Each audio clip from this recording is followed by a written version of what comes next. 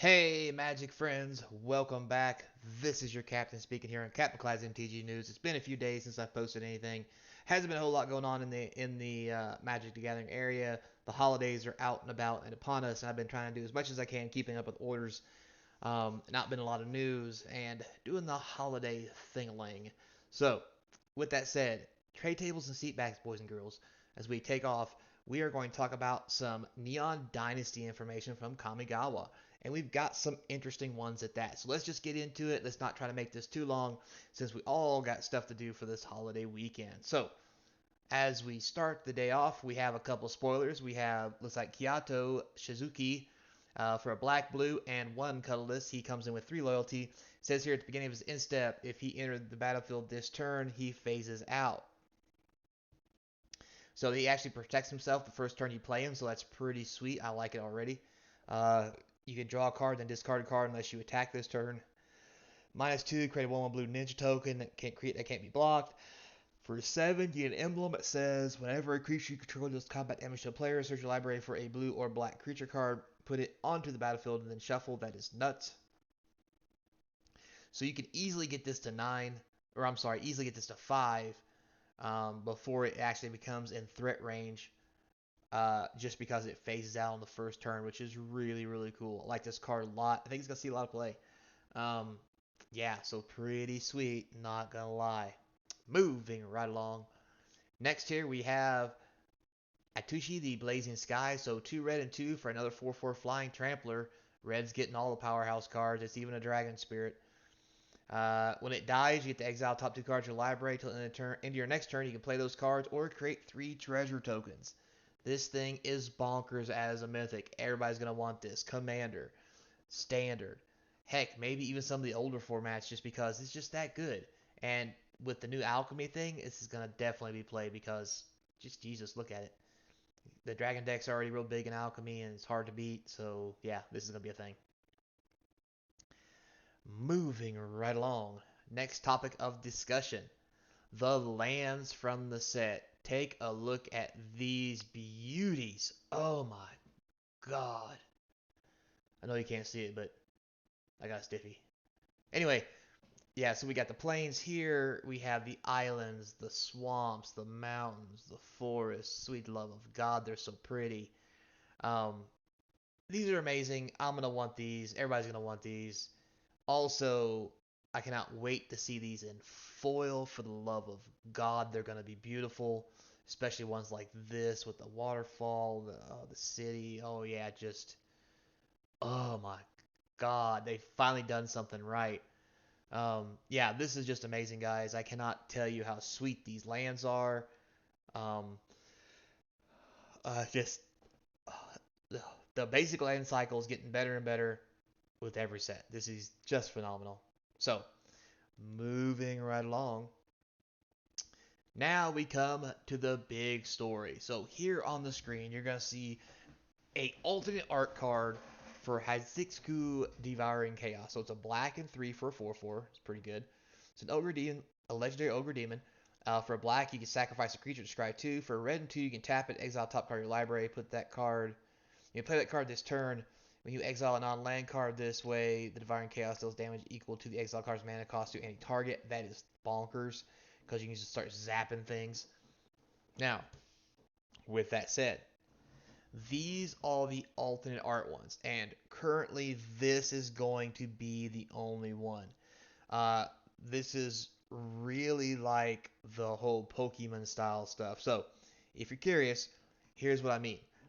So these are going to be the new chase cards in Kamigawa. Um, Basically, the yellow one here is going to be handed out to WPN stores. They're going to use, with all of these, a brand new kind of special foiling to kind of highlight that big color, like the yellow, blue, green, whatever. And it's going to be a different foiling technique and so forth and so on. You can see up here it's got a high number. You notice here it says neon ink, whatever that's going to mean. But it's supposed to be a new foiling technique. This is going to be very close to what we've been talking about before with the serialized cards or special cards that are only available one way. With that said, I know the yellow one's going to be WP in stores only. They use them as prizes or what have you. So these are probably I'm going to guess around $10, $20. tops, just because this is not going to be a card that's going to be really good after it rotates. It's not like they're doing this with like fetch lands or nothing. Now, with that said, for collectability's sake, as we go through here, it's basically color coded from the least rarest to the most rarest in how you get them. So, for example, this is WP in stores. There'll be a lot of them out there because every store's going to get them. There's even talk about them being gold stamp on pre-release, so forth and so on. Now, the blue one, the green, and the red are going to be the chase cards, much like you would see Pokemon cards with chase cards, only in collector boosters. Now, with that said, the kind of breakdown we're looking here is kind of like 841 for rarity's sake. What that means is for every one red, there'll be 4 greens. For every 4 greens, there'll be 8 blue. But it also means this here is going to be the most expensive. We're probably talking like up in $1,000 range, probably 500, and I'm going to guess 250. Now, I know that's really high, and you're like, well, Captain, why would you say the card's going to cost that much? Well, if you do the breakdown of all the math and stuff, and a lot of people's already done this, and whether the numbers are right or not can really affect this. However, point being, to get a blue one, it's basically going to take like 400 or $4,000 uh, worth of money. Basically, $4,000 worth of boxes bought. So basically, you're looking at like 13 collector boxes, 13 and a half, just to pull one blue one. So if you're spending 4K on it, this is easily going to be 250. Hell, it may even be more. But that's just what I'm going to guess. Now, the reason I say that is because this, every 13 collector boxes is very low considering that this one is going to be half of that. So basically, it's going to take 8K. So you're talking 27, 28 boxes to find one green one. And then for the big daddy of them all, which goes all the way down to 1, we're talking $32,000 worth of collector boxes, or i.e., we do the math here, carry the 1, so 27 times basically 4. You're looking at over 100 collector boxes will have, out of 100 collector boxes, you'll find one red one, which is why I think it'll be $1,000. But yeah, so basically to get these, like if you were just mass box opening, like people are probably thinking, well, I'll just mass box open, I'll get a bunch of them, I'll sell them because they're expensive.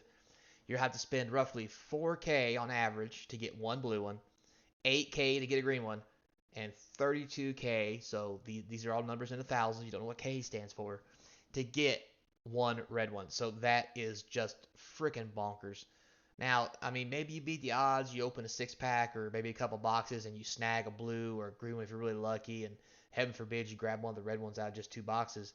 You're going to make so much money, I think. But this is Wizards' first chance or first play at doing chase cards. Now, are they serialized? No. But because of the special ink, how they're going to be placed, what the odds of getting one are, they might as well be serialized. I really think this is them gauging us and warming us up to the serialized cards that we're getting ready to see with gold stamps that are going to be very hard to get, a lot like we see in baseball nowadays. So, just something to think about. Now, I think the card idea with the neon ink and the new foiling sounds great, but for the first card they put it on, I'm honestly not impressed. Like, yeah, it's a great card, but it's 4 mana. I mean, this is basically got, at the end of the day, it's probably going to fall into commander decks, which they're not going to want the pink one, or red one, I mean. But, I mean, maybe they will. I mean, I don't know, commander players. Tell me down in the comments section. Are you willing to pay thousands of dollars for one of these? So, I mean, also, too, not only with serialized cards, this is kind of right here like a pseudo reserve list because okay, I say this with a grain of salt. They should not reprint these again. That is the gist of it. Now, if they do, oh my God, it will discredit all these cards. They'll sink to an all-time low, and honestly, it would destroy not only the market, but I think the company itself, especially at these kind of rates, if these get real expensive in the secondary market, and they try to do some kind of secret layer or something to try to snag money. So, as cool as this is, and how cool the chase cards are, and the chase card idea is, I don't like the idea that they're not serialized because they're new, they can be reprinted, and I just think it's going to be really hard for them to hold their value in the long term when Wizards starts getting really greedy like Scrooge McDuck, because that's just what they do, guys. So, with all that said, tell me what you think down below. Remember, like, subscribe, hit that comment section to get this YouTube video a few more views, put it up on the algorithm. That way we can help support the channel. I really do appreciate it. And keep an eye out. There's going to be sales posted on my eBay store. Link in the description. It's another way you can help support the channel.